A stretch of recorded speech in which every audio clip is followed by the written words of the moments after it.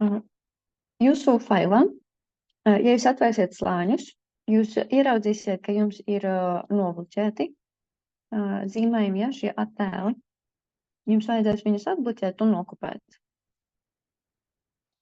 Atbloķējiet, tad atlasiet. Jā, un tad nokopēt viņu vienkārši blakus. Tad atkal jūs varat viņu arī nobloķēt, lai viens jums paliek tāds, kāds viņš ir, un kā paraugs viņš tur stāv. Un ko mēs darām ar kopijām? Kopijas mēs tagad vektorizēsim automātiski, pārvērtēsim viņus līknēs. Nevienmēr, ne ar visiem objektiem tas labi izdodas, tāpēc ir vienkārši jāskatās, vai tas dara, vai tas nedara, jo tad jūs varat vienkārši sev ļoti palīdzēt to darbu, kuru jūs veicat vai nu 10 vai nu 30 minūšu laikā, jūs varat uztaisīt principā 30 sekundēs. Kas ir jādara? Pirmais, atlasīt objektu. Otrs, šeit augšā jums ir poga Image Trace.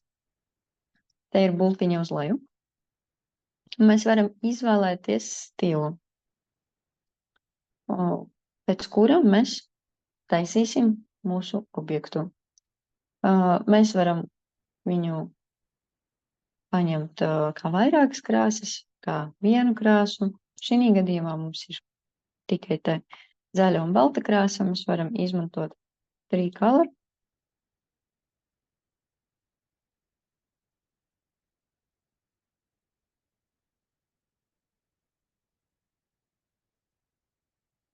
Un re, kur mums ir gatavs objekts. Paskatāmies.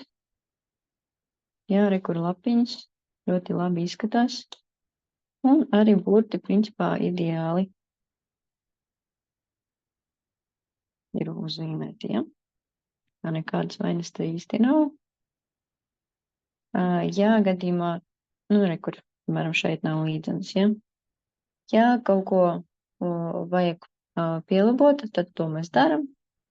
Protams, mēs varam arī izņemt laukā kādu vienu daļu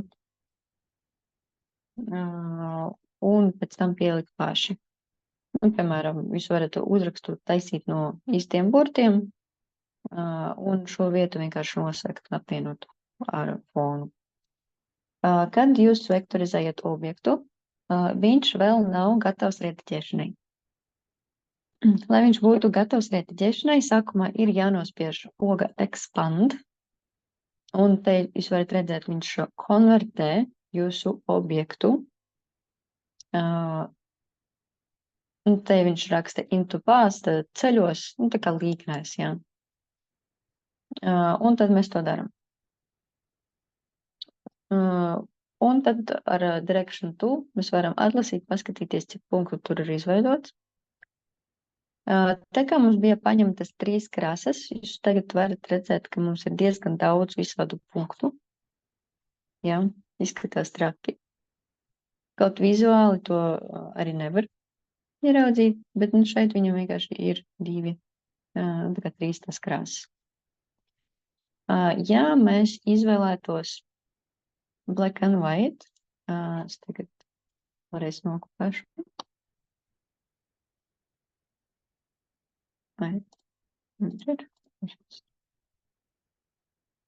Jā.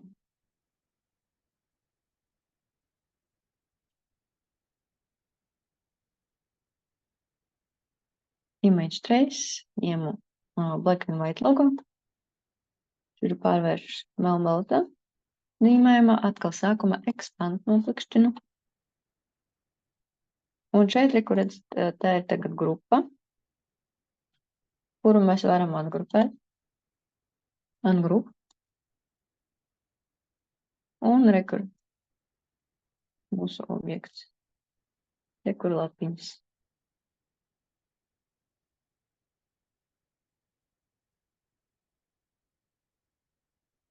Katrs burtiņš atsevišķi, protams, un fonts.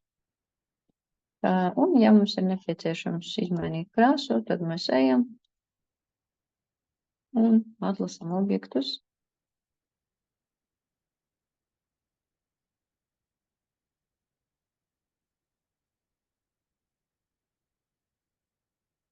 ko viņš daudz.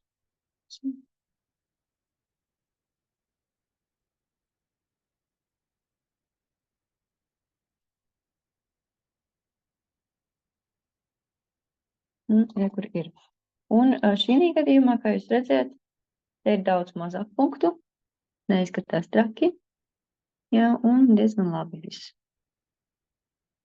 Protams, ja kaut kas liekas nav tik ideāls, tad mēs vienmēr varam šo vietu pielabot.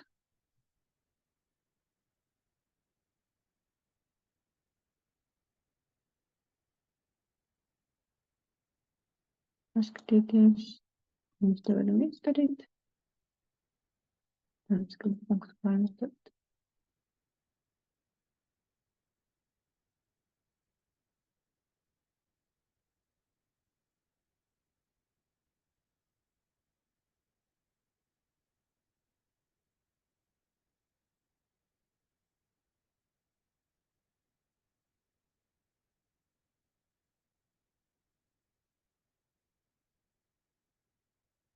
Ja, tā kā šādi. Nākamais zīmējums. Arī ņemu, skatos, kur man ir melnbalta bilde, mierīgi, black and white logo, bam, 1 sekunda, viss ir. Tas, kas nav, tas ir teksts, jo šeit cepuru ideāli izskatās, apli diezgan ok. Varbūt tā līnija nav līdz galam, viss ir atkarīgs no tā, kādu jūs vēlaties viņu redzēt.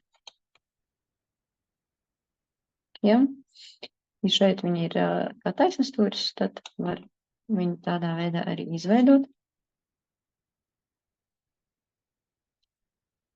Un, protams, var arī noņemt šo te vietu lejā. Tās uztaisīšu expand un grupu. Un tad šo te vietu droši mēs varam izdzēst. Un šos te punktus. Tā, kas man bija jāatlasa punkti.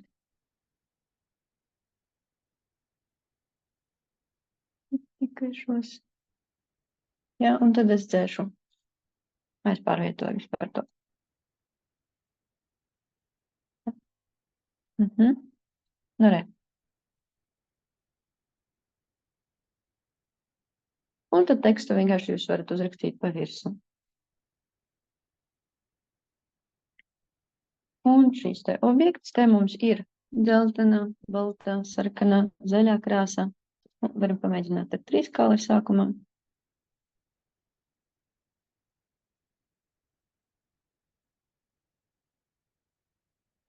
Šeit viņam aizņem mazliet vairāk laika, jo ir daudz sarežģītāk.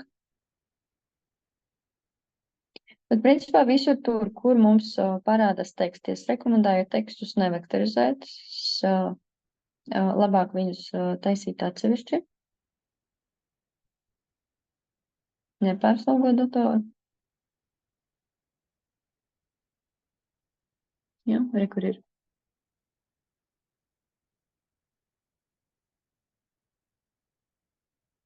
Jūs redzat, šitāds variants un neder.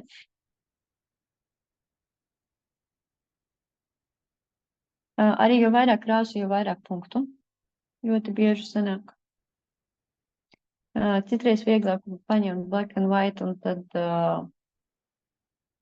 vienkārši iekrāsot to, ko vajag, bet tā kā šeit ir apļi un viņi nesanāk baigi labi, tad, protams, labāk zīmēt pašiem. Ja, šī gadījumā tos pirmos 2 mierīgi var vektorizēt, ja, un šie te tik labi nesanāk. Bet arī, kur mēs varam nogriezt daļu.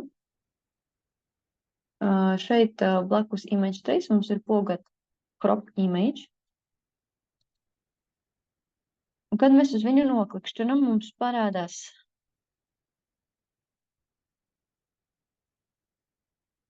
kur šādi tie marķērīši, aiz kuriem mēs varam pavilkt. Un noklikšķinam apply, lai apstiprinātu. Un tad mums paliek tikai šīs zīmējums pēc teksta. Tekstu mēs pēc tam pierakstam paši. Jā, un vektorizējam tikai to. Un tad arī vieglāk būs vektorizēt šī gadījumā datoriem.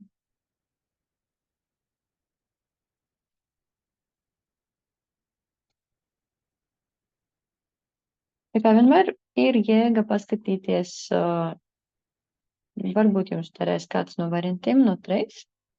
Viņus var, protams, arī šeit izvēlēties, var paskatīties katru, jā, ko viņi dara. Jo sarežģītākā bilde var mēģināt arī aiziet uz tiem high vai low fidelity foto, bet tad atkal viss ir ļoti atkarīgs no tā, cik jums ir stiprs dators. Ja viņš nav ļoti jaudīgs, tad es rekomendētu viņu nemocīt. Un pārsvarā labi strādā uz kaut kādiem melnbaltiem objektiem šīs te rīks, un kur nav pārāk daudz detaļu, lai jums neparādās liekas ēnas. Piemēram, arī, ja jums ir sliktā kvalitātē bilde, tad, protams, ir lielāka varbūtība, ka jums sanāks sliktā kvalitātē bilde. Jo labāka kvalitātē tam zīmējumam, kur jūs ieliekat iekšā, jo labāku rezultātu jūs varat dabūt.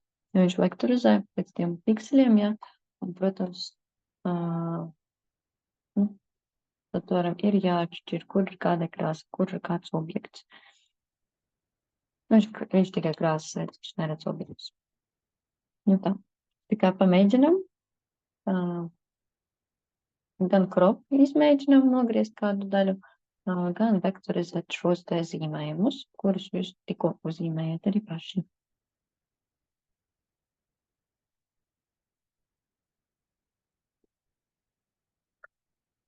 Vēl pastāv šāda iespēja. Jūs atlasat objektu, aiziet uz window, un šeit ir image trace poga. Izvēlamies. Un tad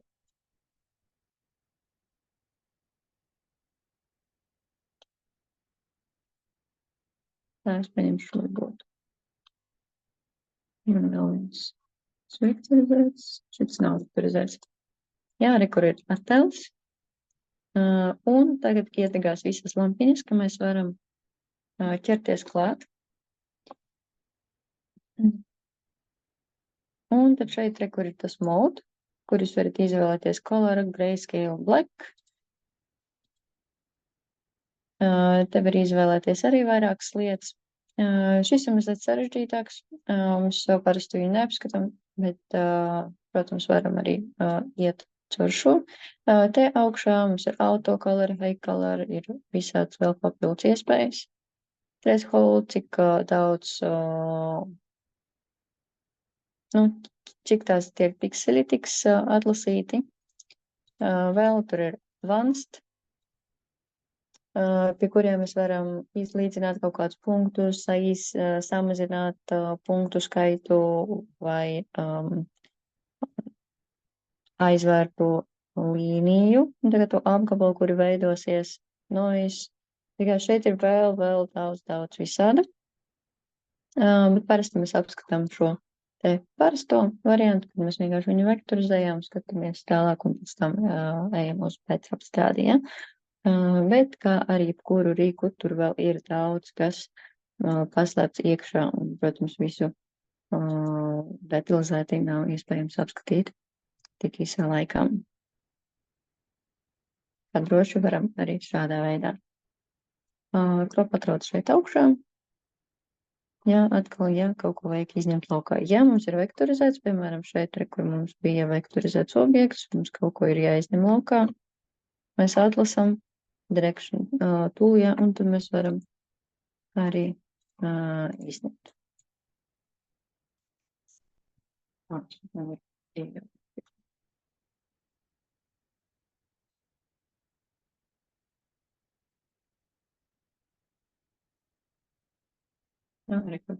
Jo viņš dzēš tos punktus. Un vēl viens moments, ja mums ir kaut kādi objekti uzzīmēti, mēs varam arī padēst ar dzēškumiem. Dažgumi ir tāds labs variants, kad varam izņemt kaut kādu vietu. Mēs varam arī tēst, vektorizēt uz burtus, ja, līknēs, kas ir.